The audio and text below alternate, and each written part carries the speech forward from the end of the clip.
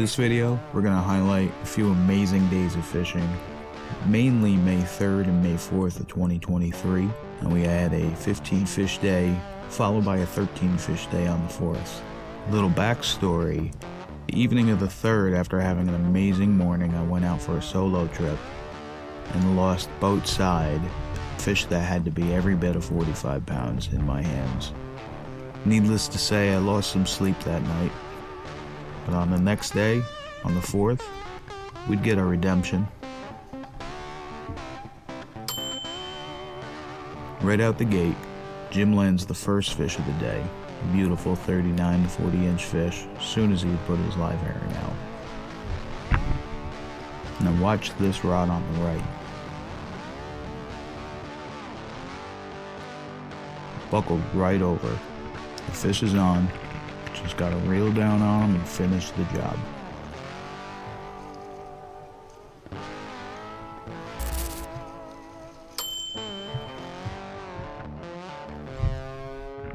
This setup is a striper stealth rod in heavy action, paired with an Okuma Coldwater 303. The striper stealth rod's super soft tip makes them perfect for bait fishing while still offering a ton of backbone. That little bit of give in the tip allows the circle hooks to shine, and a lot of fish will even hook themselves. That, in combination with those Scotty Mount quick release trolling rod holders, help me to hook fish, land doubles, and even triples by myself regularly.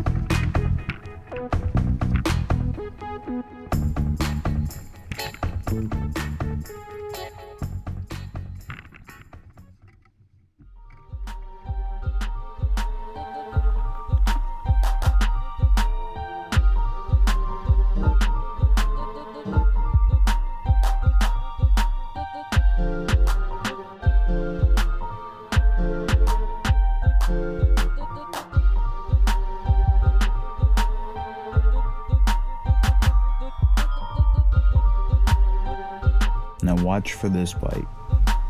The moment I so much as see it wiggle, I'm reeling down. Nobody home. We're not going to set the hook. We're doing it with the reel. You reel down, nothing's there, you stop. Often you'll get the follow-up.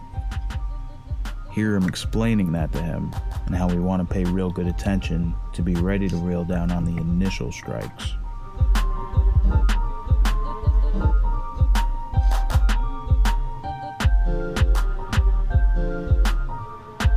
As far as setup goes, I run my rods locked up in the holders, so no bait runners. Now that's with chunk or live bait. Regardless of bait, as soon as I get a bite, I'm going to reel down on these fish and get them hooked. Circle hooks can be highly effective for hooking fish, and I actually find them more efficient than J hooks.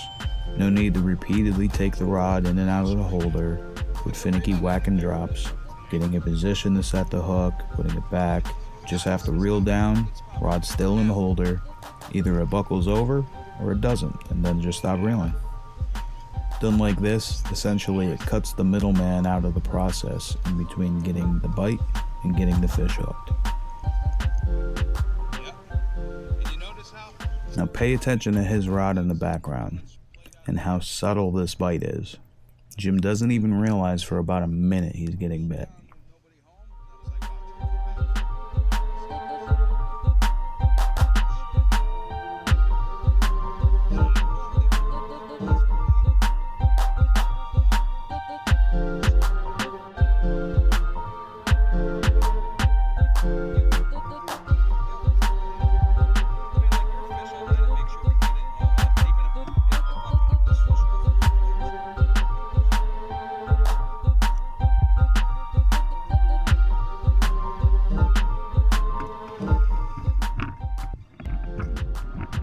So here, He's finally starting to suspect he may have a bite, but in reality, the fish is bent on.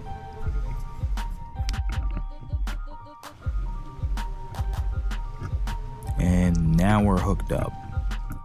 Once we get this fish in, you'll see why you never want to take any bites for granted, including the little bites. You never know what could be playing with your bait. Always reel down on the initial strike. Don't wait for more to happen. You'll hook more fish, and the circle hooks will do a much better job at hooking the vast majority of the fish right in the corner of the mouth. I would dare to say 80% of fish deep hooked with circle hooks are not the hook's fault, but in most cases, us not being on top of detecting the strike and reacting promptly enough. Fish don't have hands and feet. If they got it, it's in their mouth. Reel down. Now, I knew this was going to be a big fish, but it just seemed to grow as the fight went on.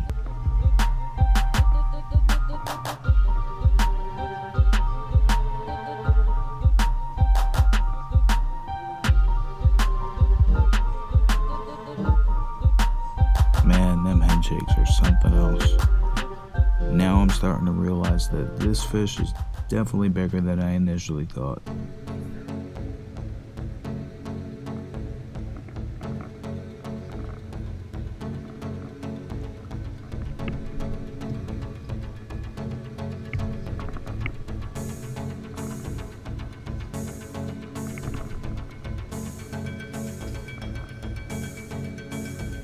You can't hear it, but she's been smoking some nice runs in between those violent head shakes.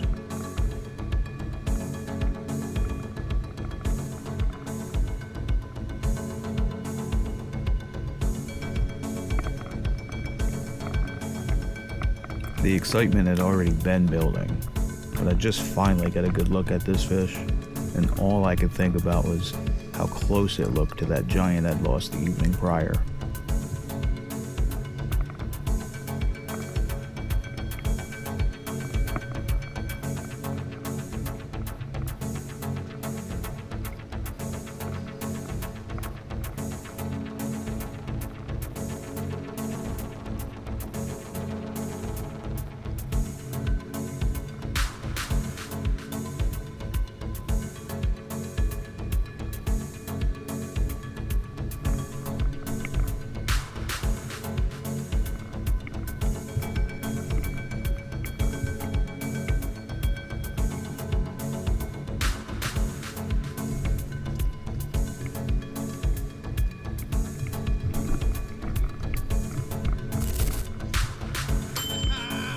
No better feeling than a big fish on deck.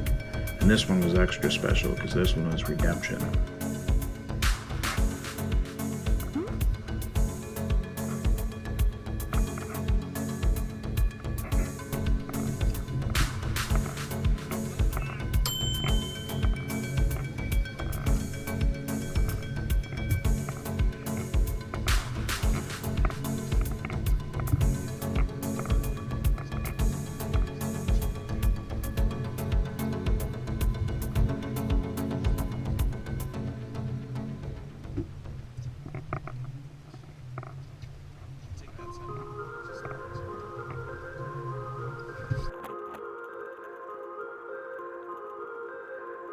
Once we let the fish get its breath for a couple minutes, we pulled it in quickly, just for a girth measurement, as we don't want to hang these fish from a scale.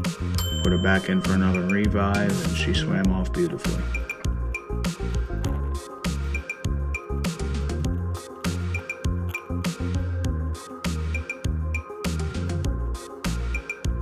After a memorable morning, I couldn't wait to get back out that evening. The afternoon bite wouldn't disappoint and produced a number of fish, with a few more in the 40-inch range, totaling 13 fish for the day.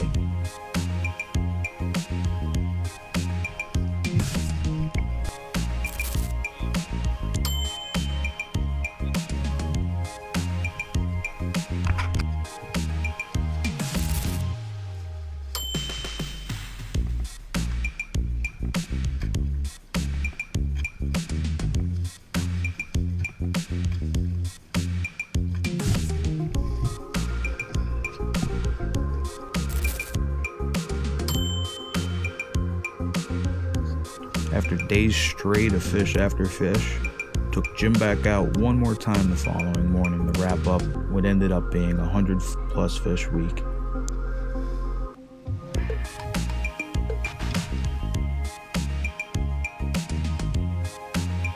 A few moments later.